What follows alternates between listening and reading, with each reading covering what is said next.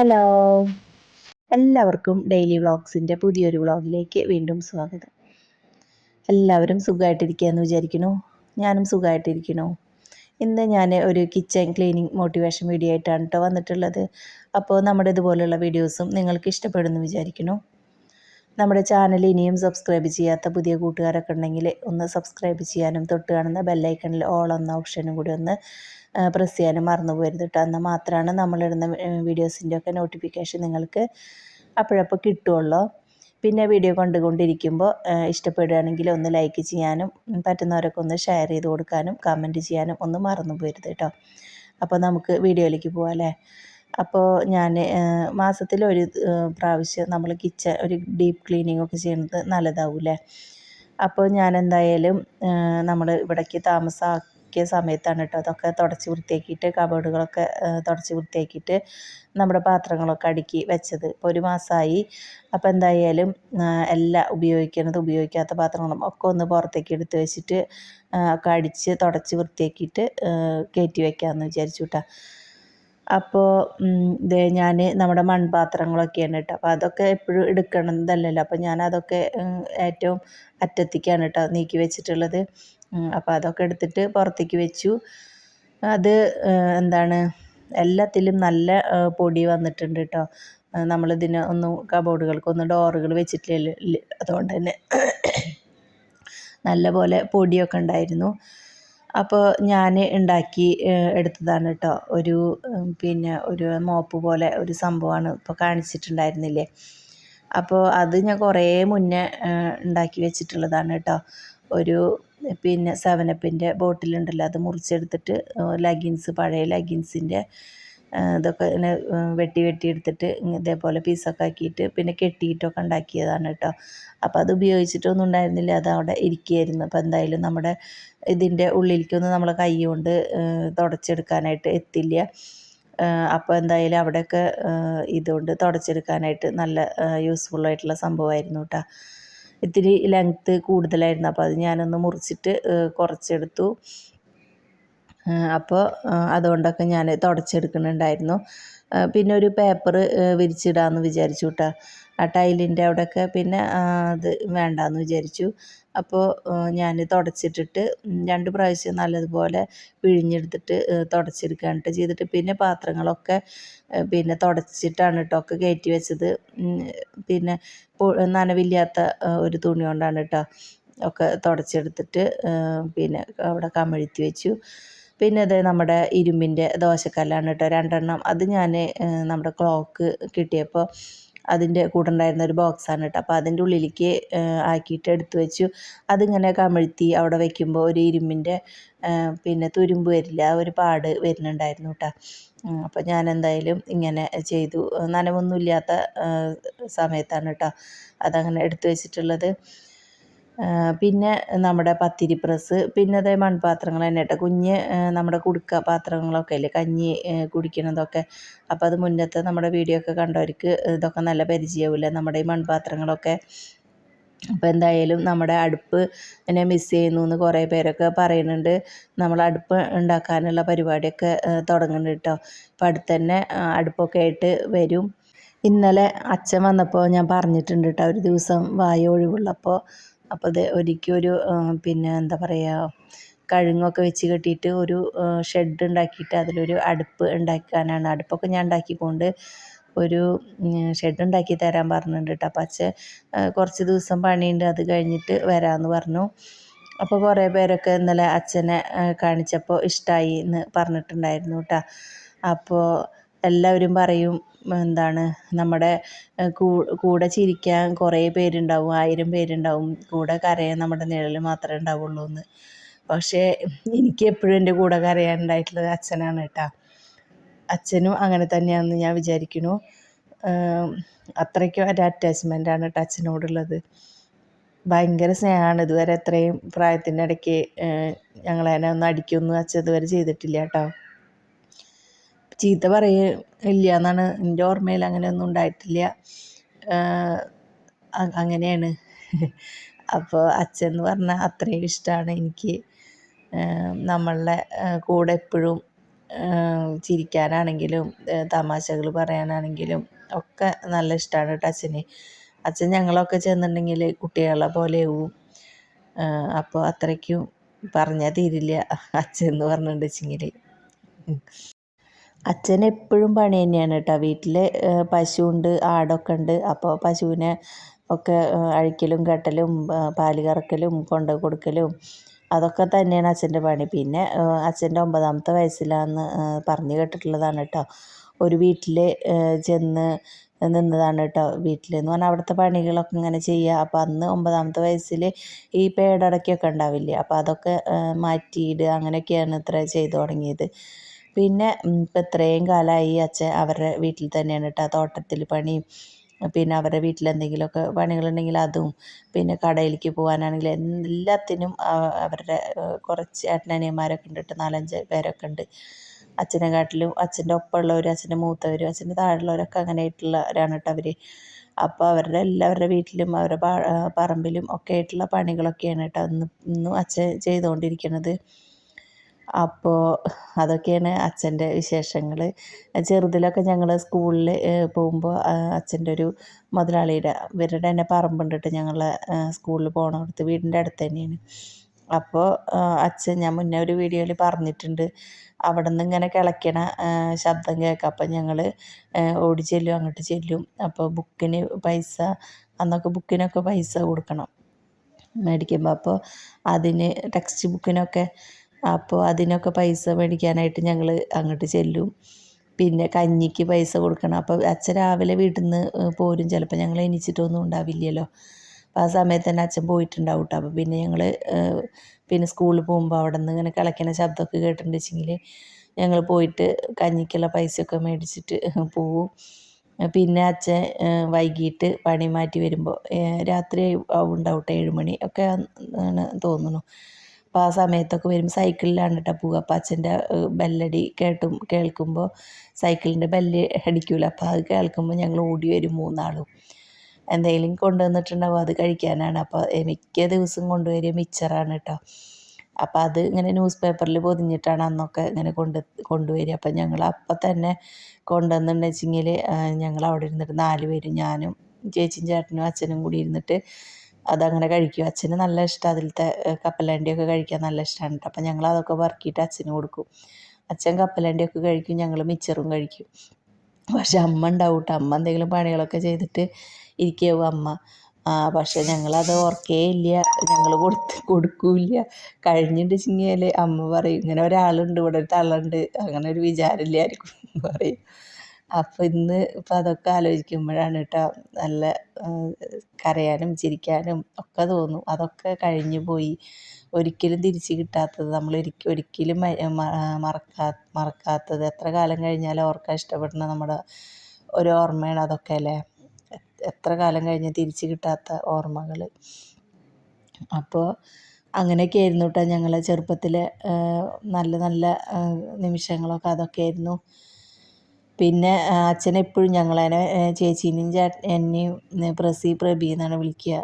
ചേട്ടനെ ആണെങ്കിൽ പ്രദീപ് എന്ന് വിളിക്കുക. അപ്പോൾ ഞങ്ങൾ പിന്നെ ഡോക്ടറൊക്കെ കാണിക്കാൻ, പനിയൊക്കെ വന്നിട്ടുണ്ടെങ്കിൽ ഡോക്ടറെ കാണിക്കാൻ വേണ്ടിയിട്ട് പോയിട്ടുണ്ടെങ്കിൽ അച്ഛൻ പ്രബി എന്ന് മാത്രമേ പറയുള്ളൂ. വയസ്സ് ചോദിച്ചിട്ടുണ്ടെങ്കിൽ അച്ഛൻ അറിയുണ്ടാവില്ല. അപ്പം ഞങ്ങളോട് വയസ്സ്. അപ്പോൾ അതൊക്കെ പറഞ്ഞിട്ട് അച്ഛനെ കളിയാക്കിയിട്ട് ചിരിക്കൂട്ടോ ഞങ്ങൾ. ചിലപ്പോൾ എൻ്റെ പേരാവും പ്രബി എന്ന് പറയും, ചേച്ചീനെ കൊണ്ടുപോയാലാണ് പറയുക പ്രബി എന്ന് പറയും, എന്നെ കൊണ്ടുപോയി പ്രസി എന്നും പറയും ഡോക്ടറെ അടുത്ത്. അങ്ങനെയൊക്കെയാണ് അച്ഛൻ്റെ കാര്യങ്ങൾ. അപ്പോൾ അച്ഛൻ എന്ന് പറഞ്ഞാൽ നമുക്ക് എല്ലാവർക്കും അങ്ങനെ തന്നെയാണ് അല്ലേ. പറഞ്ഞാലും തീരില്ല. അത്രയും ഇഷ്ടമാണ് കേട്ടോ എനിക്ക്.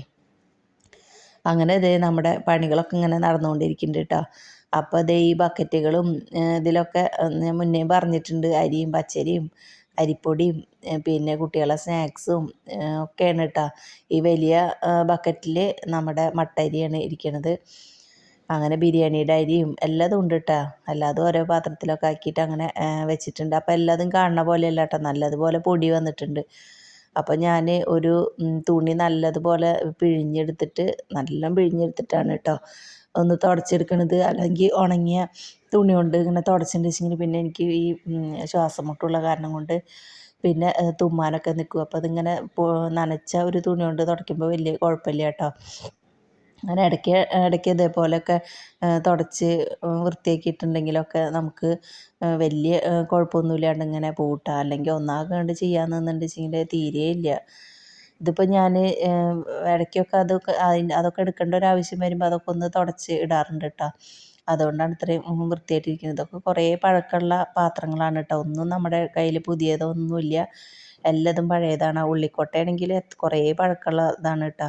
അപ്പോൾ അതൊക്കെ നമ്മൾ ഇടയ്ക്കിടയ്ക്ക് കഴുകി വയ്ക്കണ കാരണം കൊണ്ടാണ് കേട്ടോ അങ്ങനെ വൃത്തിയാവണത് ഇരിക്കണത്. അപ്പോൾ അതൊക്കെ കുറച്ചൊക്കെ കയറ്റി വെച്ചേക്കായിരുന്നു കേട്ടോ. അതുകൊണ്ട് ചാക്കിലൊക്കെ കയറ്റിയിട്ട് എടുത്ത് വെച്ചേക്കായിരുന്നു കുറച്ച് മുന്നേ. ആ സമയത്ത് അതൊക്കെ എലി കടിച്ചിട്ടുണ്ടായിരുന്നു കേട്ടോ. അതിൻ്റെ തെറ്റൊക്കെ കടിച്ച് പൊട്ടിച്ചേക്കണു. എന്നാലും അതൊക്കെ ഞാൻ വൃത്തിയാക്കി കഴുകിയിട്ടാണ് കേട്ടോ ഇപ്പോൾ അതൊക്കെ അവിടെ വെച്ചേക്കണത്. എന്നിട്ട് തുടച്ച് പിന്നെ അതിൻ്റെ മേലൊരു ഷീറ്റ്, അത് ഞാൻ അതിൻ്റെ കറക്റ്റ് റൗണ്ടിൽ വെട്ടിയെടുത്തതായിരുന്നു കേട്ടോ. എന്നിട്ട് അതൊക്കെ അതിന് താഴെ വയ്ക്കുമ്പോൾ നമ്മുടെ ഉള്ളിൽ നിന്നുള്ള അതിങ്ങനെ പൊടി പോലെയൊക്കെ താഴത്തേക്ക് ഇങ്ങനെ വീഴുപോല അതൊന്നും ഉണ്ടാവില്ല. പിന്നെ ഇപ്പോൾ ക്ലീനിങ് അത് വൃത്തിയാക്കാനാണെങ്കിലും ചിലപ്പോൾ ചുവന്നുള്ളി ആണെങ്കിലും സവോള ആണെങ്കിലും ഇരുന്ന് ചെയ്യും. അപ്പോൾ അതിലൊക്കെ ഒരു കറ പോലെയും അത് കഴുകി വൃത്തിയാക്കാനും ബുദ്ധിമുട്ടാണ്. അപ്പോൾ അതേപോലെ ഒരു ഷീറ്റൊക്കെ ഇട്ട് കൊടുത്തിട്ടുണ്ടെങ്കിൽ നല്ല സുഖമാണ് കേട്ടോ. നമുക്ക് ആ ഷീറ്റ് മാത്രം എടുത്ത് കഴുകി വൃത്തിയാക്കിയാൽ മതി. പിന്നെ കൊട്ടൊന്ന് തുടച്ചെടുത്താലും നല്ല ക്ലീനായിട്ടിരിക്കും. അങ്ങനെ ഞാൻ അടുക്കളയൊക്കെ ക്ലീൻ ചെയ്ത് വന്നപ്പോഴേക്കും ഇതൊക്കെ നമ്മുടെ എന്തെങ്കിലും സാധനങ്ങളൊക്കെ ഇട്ട് വെച്ചിട്ട് തീർന്നിട്ടിരിക്കുന്ന പാത്രങ്ങളില്ലേ, അതൊക്കെ ആയിരുന്നു കേട്ടോ. അപ്പോൾ പപ്പടം കാച്ചി വയ്ക്കുന്ന ഒരു പാത്രം അതൊക്കെയായിരുന്നു. അപ്പോൾ പിന്നെ മക്കളുടെ ഹോർലിക്സ് അല്ലെങ്കിൽ ബൂസ്റ്റൊക്കെ പാക്കറ്റുകളിലാണ് കേട്ടോ മേടിച്ചു കൊണ്ടുവരിക. അപ്പോൾ അതിങ്ങനെ അതിലാണ് കേട്ടോ ഒരു നീല പാത്രം കണ്ടില്ലേ, വെള്ളയും, അതിലൊക്കെയാണ് കേട്ടോ ഞാൻ ഇട്ട് വയ്ക്കാറുള്ളത്. അപ്പോൾ അതിലൊക്കെ മക്കൾ പിന്നെ ബൂസ്റ്റൊക്കെ പൊട്ടിച്ചിട്ട് അതിലിട്ടിട്ട് ഇങ്ങനെ ഒലിച്ച പോലെയൊക്കെ ഇരിക്കുകയായിരുന്നു കേട്ടോ. അപ്പോൾ അതൊക്കെ എന്തായാലും ഒന്ന് കഴുകി വെയിലത്തൊക്കെ കൊണ്ടുവച്ച് ഉണക്കിയിട്ട് ഇനി തിരിച്ച് കൊണ്ടുവന്ന് വയ്ക്കാമെന്ന് വിചാരിച്ചു. അങ്ങനെ അതൊക്കെ കഴുകി വയ്ക്കാൻ കേട്ടോ. അപ്പോൾ വെളിച്ചെണ്ണ കടയിൽ നിന്ന് കൊണ്ടുവരണം എന്നിട്ട് ആ ക്യാന്, അപ്പോൾ അത് കുറച്ച് ദിവസമായി അതങ്ങനെ ഇരിക്കണു. കഴുകി എടുത്ത് വയ്ക്കാൻ പറഞ്ഞിട്ടുണ്ടായിരുന്നതാണ് ഏട്ടനെ. കടയിൽ വെളിച്ചെണ്ണ ആരെങ്കിലും പാത്രം ഇല്ലാണ്ടൊക്കെ വരുമ്പോൾ കൊടുക്കണതാണ് കേട്ടോ. അപ്പോൾ അത് കഴുകി വയ്ക്കാൻ പറഞ്ഞിട്ട് കുറേ ദിവസമായി. അപ്പോൾ അത് കണ്ണിൽ പെട്ടിട്ടുണ്ടായിരുന്നില്ല. അപ്പോൾ എന്തായാലും ഇന്ന് അതൊക്കെ നമ്മളിത് വൃത്തിയാക്കുമ്പോൾ അതൊക്കെ കണ്ടപ്പോൾ അങ്ങോട്ട് പുറത്തേക്ക് എടുത്ത് വെച്ചു. ഇനിയിപ്പോൾ അതൊക്കെ ഒന്ന് കഴുകി നമ്മുടെ കിണറിൻ്റെ വാക്കലിൻ്റെ മേലെ കൊണ്ടുവയ്ക്കാമെന്ന് വിചാരിച്ചിട്ടാണ്. അങ്ങനെ ഇതേ പാത്രങ്ങളൊക്കെ കഴുകുന്നുണ്ട്. അതിൻ്റെ ഇടയ്ക്ക് ഇത് മാത്രമല്ല കേട്ടോ, ചാച്ചിക്കുട്ടീനെ കുളിപ്പിക്കലും ചാച്ചിക്കുട്ടിക്ക് ചായ കൊടുക്കലും പിന്നെ നമ്മുടെ അലക്കലും തോരടലും ഒക്കെ കഴിക്കുന്നുണ്ട് കേട്ടോ. അടിക്കലും തുടയ്ക്കലും ഒക്കെ കഴിച്ചിട്ടുണ്ട്. അപ്പോൾ എന്തായാലും നമ്മളിന്ന് മെയിനായിട്ട് കിച്ചൺ ക്ലീനിങ് മാത്രമാണ് നമ്മുടെ വീഡിയോയിൽ ഉൾക്കൊള്ളിച്ചിട്ടുള്ളത്. അതുകൊണ്ടാണ് കേട്ടോ ഞാൻ ഇത് മാത്രം കാണിക്കണുള്ളൂ. അങ്ങനെ നമ്മുടെ പാത്രങ്ങളൊക്കെ കഴുകിയിട്ടുണ്ടായിരുന്നു. ഇനിയിപ്പോൾ അതൊക്കെ ഒന്ന് വെയിലത്ത് കൊണ്ട് വയ്ക്കട്ടെ. എനിക്ക് എൻ്റെ ഒരു സന്തോഷമാണ് കേട്ടോ ഇങ്ങനെയൊക്കെ. നമുക്ക് ഇന്ന് തീരെ വയ്യാന്ന് വിചാരിച്ചിരുന്നതാണ് കേട്ടോ. ഞാൻ രാവിലെ മേല് മൊത്തം വേദനയാണ്. ഇപ്പോൾ കുറേ തുടങ്ങിയിട്ട് VSR കൂടുതൽ ഉണ്ടെന്ന് മുന്നേ പറഞ്ഞിട്ടുണ്ടായിരുന്നു. അപ്പോൾ നോക്കുമ്പോൾ 2, 3, 4 പ്രാവശ്യമൊക്കെ ഇങ്ങനെ നോക്കിയിട്ടും ഉണ്ടായിരുന്നു. അപ്പോഴൊക്കെ ഇങ്ങനെ അതേ ഇതിൽ നിൽക്കുകയാണ് കേട്ടോ. അപ്പോൾ പിന്നെ ഞാൻ അത് കൂടുതലാണെന്നുള്ളത് അറിയാം. പിന്നെ ആയുർവേദമൊക്കെ കഴിച്ചിട്ടൊക്കെ കുറേ നോക്കി. പക്ഷേ അത് പിന്നെ ഇത്തിരി ഒന്നിങ്ങനെ കുറയാന്നല്ലാണ്ട് അങ്ങനെ പിന്നെ അത് എണ്ണയും പിന്നെ അങ്ങനെയുള്ള ഭക്ഷണങ്ങളൊന്നും ഇങ്ങനെ എന്താ പറയുക കൺട്രോൾ ചെയ്തിട്ടൊക്കെ പോകണം. അപ്പോൾ പിന്നെ അതിനൊന്നും മെനക്കെടാനും നിൽക്കണില്ല. നമ്മളെല്ലാവർക്കും കൂടി ഭക്ഷണമൊക്കെ വയ്ക്കുമ്പോൾ പിന്നെ അത് കഴിക്കാൻ തോന്നും. അപ്പോൾ എന്തായാലും ഇങ്ങനെ കുറച്ച് ദിവസമൊക്കെ ഇങ്ങനെ കഴിക്കാതിരിക്കുക എന്നല്ലാണ്ട് നമുക്ക് ദിവസം അത് കഴിക്കാണ്ടിരിക്കുക എന്തായാലും എന്നിപ്പോൾ കഴിക്കാതിരിക്കാനൊന്നും പറ്റില്ലല്ലോ. അപ്പോൾ എന്തായാലും ഇപ്പോൾ കൺട്രോളൊന്നുമില്ല, എല്ലാ ഭക്ഷണവും കഴിക്കും, അങ്ങനെയാണ് കേട്ടോ. അപ്പോൾ ഭയങ്കര വേദനയാണ്, മേലൊക്കെ ഭയങ്കര വേദനയാണ്. നമുക്കിങ്ങനെ നടന്ന് പണികളൊക്കെ ചെയ്യുമ്പോൾ വലിയ കുഴപ്പമൊന്നുമില്ല.